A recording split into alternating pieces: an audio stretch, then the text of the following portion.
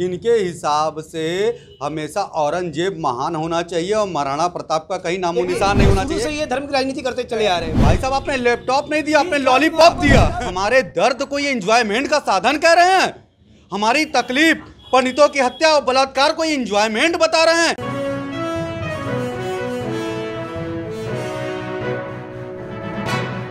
इस बार का चुनाव तो खत्म हो गया, लेकिन होली का जो माहौल है वो कैसा होगा, राजनीतिक होली कैसी होगी? जी क्या कहेंगे आप, तो इस बार सत्ते में आ गए हैं और कैसा होली रहेगा? देखिए, होली हमारे सनातन धर्म का ऐसा वो पवित्र त्यौहार है जो एक दूसरे को खुशियां बांट के मनाई जाती हैं। और रही बात हमारी जीत की, तो यह जीत हमारे सनातन धर्म, हमारी परंपरा, हमारी विचारधारा, हमारे राष्ट्रवाद, हमारे देशभक्ति की जीत है।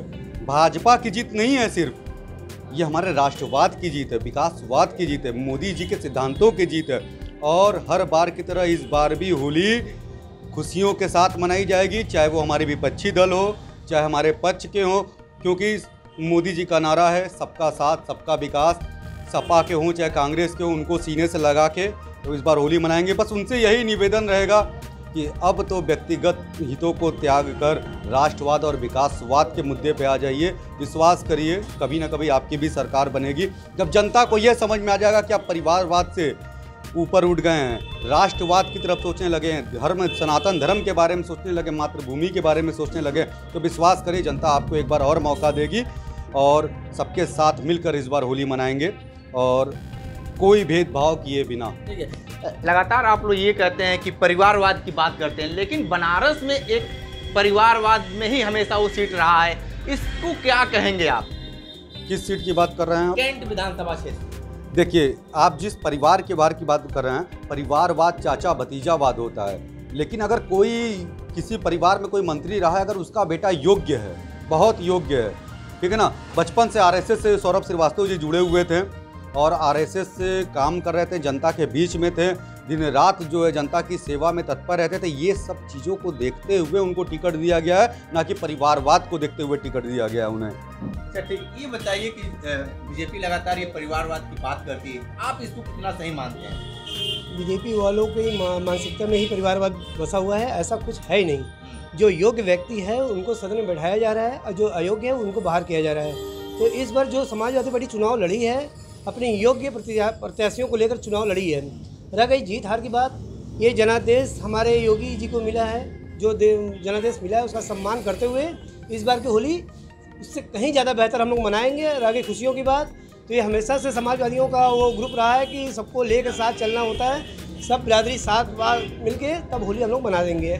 ऐसे यहाँ पे साधु महात्माओं का अब ये कहना है कि योगी आदित्यनाथ विश्वनाथ कॉरिडोर से शपथ लें, आपको क्या लगता है कि ये संभव है?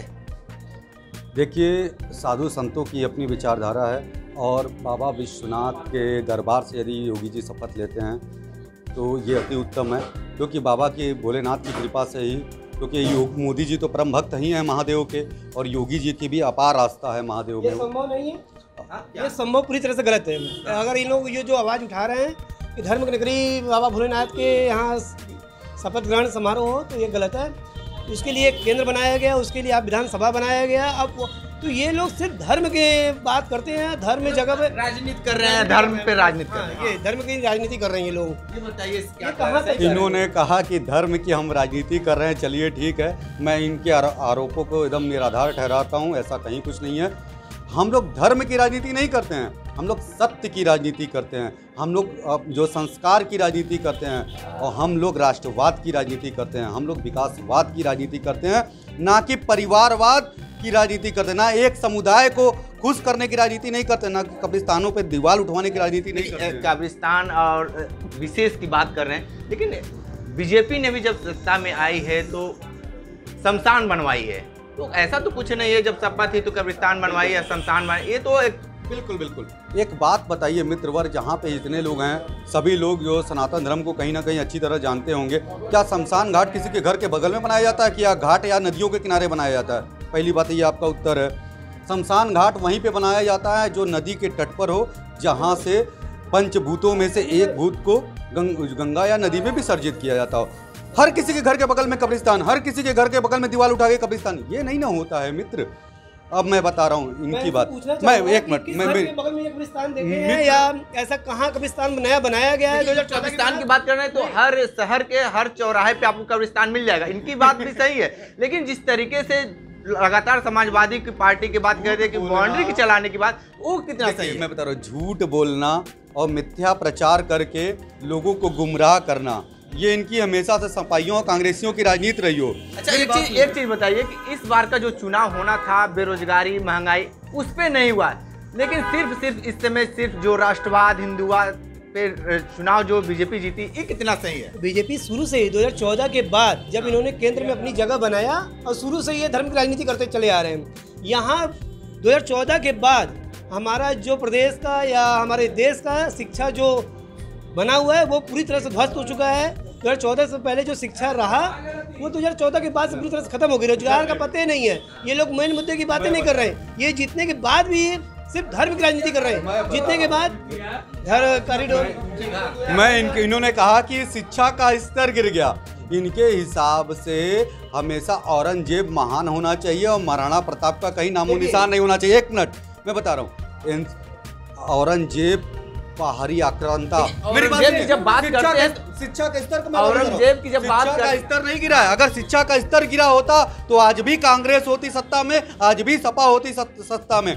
लेकिन आज शिक्षा का स्तर और मानसिकता ऊंची हुई है। लोग गूगल सर्च करते हैं, लोग पढ़ाई करते हैं, लोग देखते हैं, लोगों की बुद्धि, विवेक, विचारधारा काम करती है, तभी आज भाजपा का अस्तित्व है। मैं बता रहा हूँ, अमित शाह जी थे जो उन्होंने एक स्टेटमेंट दिया था मंच से कि 12वीं पास करने के बाद इंटरमीडिएट में आपको लैपटॉप दिया जाएगा। तो मैं इनसे ये पूछना चाहूंगा कि कहाँ तक स्तर सुधरा है? मैं बता रहा हूँ कि मेरी बात इनके राष्ट्रीय अध्यक्ष केंद्र में बैठे हुए गृह मंत्री का बयान है कि इंटर पास करने के बाद आपको इंटरमीडिएट में लैपटॉप दिया जाएगा। इनके जो भाई राष्ट्रीय अध्यक्ष अखिलेश यादव जी, इन्होंने सपा चुनाव के दौरान भाई साहब आपने लैपटॉप नहीं दिया, आपने लॉलीपॉप दिया। लॉलीपॉप, देखिए लॉलीपॉप की जो बात कर रही है तो बीजेपी में नहीं वही काम किया है। उसी मुद्दे में बीजेपी लॉलीपॉप नहीं देती, जो वादा करती है बीजेपी उसको पूरा करती है। आज गुंडे, बदमाश, अराजकता फैलाने वाले जितने भी बदमाश है सब जेल के अंदर हैं या तो उत्तर प्रदेश छोड़ के चले गए हैं। आज सड़कों पे दंगा नहीं होता, आज सड़कों पे बसें नहीं जलाई जाती, आज घर की बहू बिटियां घर से निकलने में जरा भी संकोच नहीं करती, क्योंकि जानती है कि हमारे योगी बाबा और हमारे मोदी जी ऊपर हैं, उनके रहते हमारे साथ कुछ नहीं हो सकता। अच्छा, लगातार ये कहता है कि जब बदमाश ही सत्ता में है तो कहाँ से वो होगा? मैं बता रहा हूँ, किसियानी बिल्ली खंबा नोचे, सब मुख्तार अंसारी का सभी नाम जानते हैं। मेरी बात सुनिए, उन्होंने कितना अत्याचार किया, ठीक है ना? चाहे क्या मतलब है ये हम लोग हिंदुत्व करते हैं, तो हिंदुत्व का मतलब तो समझिए आप। हिंदू और भी लोग हैं, हम थोड़ा सा उनसे बात करते हैं कि क्या कुछ मसला है। ये बताइए कि इस बार के चुनाव तो संपन्न हो गया है, राजनीतिक होली कैसी रहेगी इस बार? भैया ये बनारस से यहाँ कोई भी पार्टी जीते, कोई भी राजनीति हारे, यहाँ होली होली रहती है। लोग अपने जश्न में डूबे रहेंगे, किसी से कोई मतलब नहीं है कौन पार्टी आ रही है कौन पार्टी जा रही है। होली आते ही सब समाज, सब बीजेपी एक। आप चेतगंज चौराहे पर जाइए, वहाँ समाजवादी, कांग्रेस, बीजेपी सब एक रहते हैं। ये बनारस है, यहाँ खासियत यही है, यहाँ कोई चुनाव, त्यौहार पे कोई चुनाव, कोई पार्टी, कोई दल, कुछ नहीं। आप होली है, त्यौहार है, अपनी मस्ती में मनाइए, पार्टी अलग है। ये बताइए कि जिस तरीके से एक फिल्म आई हुई है कश्मीर फाइल, उसको लेकर आप लोग कितना चिंतित हैं? देखिए, जो फिल्म आई है कश्मीर फाइल, उसमें सत्य घटना को प्रदर्शित किया गया है कलाकारों द्वारा। आप जानते ही होंगे कि आज़ादी के समय हमारा कश्मीर के अंतिम शासक राजा हरी सिंह थे और शेख अब्दुल्ला की पार्टी जो है मुस्लिम कॉन्फ्रेंस जो उस समय थी, उसके बाद उन्होंने कुछ शर्तों के साथ भारत में विलय किया, क्योंकि वो लेकिन वो हमेशा से भारत का हिस्सा कश्मीर था, ठीक है ना? वो नहीं जाना चाहें क्योंकि अंतिम शासक राजा हरी सिंह थे। लेकिन बाद में वो काला दिन कभी हम नहीं भूलेंगे, 19 जनवरी 1990 का, जब हर मस्जिद के अजानों में से एक ही आवाज़ आती थी, कश्मीरी पंडितों कश्मीर छोड़ दो, हमें कश्मीर चाहिए। कश्मीरी पंडितों के बिना और कश्मीरी औरतों के साथ कितने बलात्कार हुए, कितनी कश्मीरी पंडितों की हत्या हुई, घर से निकाला गया, घर जलाया गया। उसी समय की वर्तमान कांग्रेस सरकार अपनी राजनीतिक हितों के लिए चुप्पी साधे थी और कश्मीरी पंडितों का इतना बुरा हाल किया गया था। ऐसी दर्दनाक घटना है कि आदमी अगर वो सोच ले तो रो दे। मैं इस पे ज़्यादा कुछ नहीं बोलूँगा। ये एक मूवी फिल्म है, 3 घंटे की मूवी, आप एंजॉय कीजिए। और साथ ही साथ यह एक युवाओं को प्रेरित करता है फिल्म, एक क्रांतिकारियों को श्रद्धांजलि अर्पित करता है ये फिल्म। और ये फिल्म पूरी तरह से एक एंजॉयमेंट है, आप उसको जाइए, फिल्म देखिए। और आगे कश्मीरी पंडितों की बात, तो इस पर जो शुरू से हुआ उसी पे फिल्माया गया है। हम और आप देखे जाएंगे तो बेहतर होगा। क्या ये कश्मीर फाइल जो आई है ये किसी प्रोड्यूसर ने बना करके अपने मन से बनाई गई या काल्पनिक तरीके से बनाई गई है कि इसे बैठ के एंजॉय किया जाएगा? इन्होंने अभी बोला उसे एंजॉय कीजिए, किस तरह से एंजॉय करें? देखिए, फिल्म होती है एंजॉय के लिए, कुछ सच्चाई भी दिखाने के लिए होती है और कुछ एंजॉय के लिए भी होती है। एंजॉय के लिए फिल्म आदमी फैमिली के साथ जाता है, ठीक, सोचता है कि जाएंगे कि नहीं जाएंगे, और ऐसे मूवी लोग जरूर देखने जाना चाहिए, ठीक है। किस तरीके से उसको आप एंजॉय करेंगे?